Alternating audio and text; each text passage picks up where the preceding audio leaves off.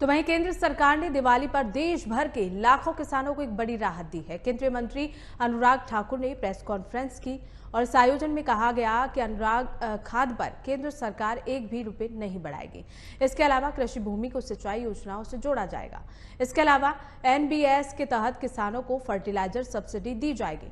PM Modi की अध्यक्षता में हुई कैबिनेट की इस बैठक में कई महत्वपूर्ण प्रस्तावों पर फैसले लिए गए। इनमें से सबसे बड़ा फैसला देश के किसानों को लेकर रहा। सरकार ने फैसला लिया कि देश भर में खाद की कीमतों में एक भी रुपया नहीं बढ़ाया जाएगा और इसके साथ ही उन्होंने कहा कि खाद की सब्सिडी भी किसानों को लगातार जारी रहेगी, लिहाजा खाद की कीमतों पर कोई भी असर नहीं पड़ेगा। केंद्र सरकार हमेशा से ही किसानों की हितैषी और हमदर्द रही।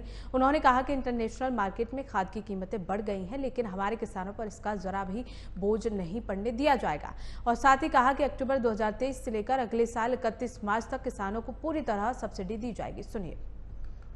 और इसमें एक बार फिर किसान हितैषी सरकार ने निर्णय लिया है कि अंतर्राष्ट्रीय बाजार में बढ़ती हुई फर्टिलाइजर की कीमतों का प्रभाव हम भारत के किसानों पर नहीं पड़ने देंगे।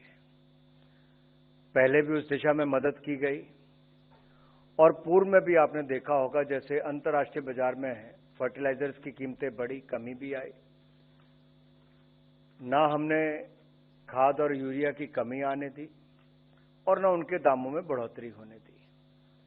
आज का निर्णय भी एनबीएस पॉलिसी के अंतर्गत जो न्यूट्रिएंट बेस्ड सब्सिडी रेट्स हमारे फॉस्फेटिक और पोटैशिक फर्टिलाइजर्स के लिए है, वो रबी के सीजन के लिए ये 1 अक्टूबर 2023 से 31 मार्च 2024 तक रहेंगे।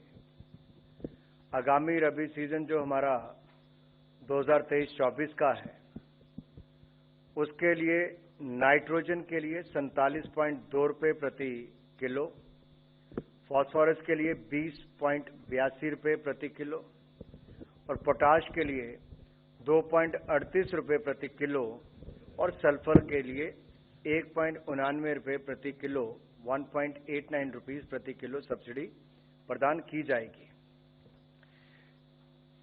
और इसके लिए एनबीएस पर कुल 22,303 करोड़ रुपए का व्यय अनुमानित है। वर्ष 2021 से ही केंद्र सरकार द्वारा सब्सिडी की दरों को इस प्रकार से बढ़ाकर निर्धारित की जाती है ताकि अंतर्राष्ट्रीय बाजार में बढ़ती हुई जो कीमतें हैं उसका प्रभाव हमारे किसानों पर ना पड़े।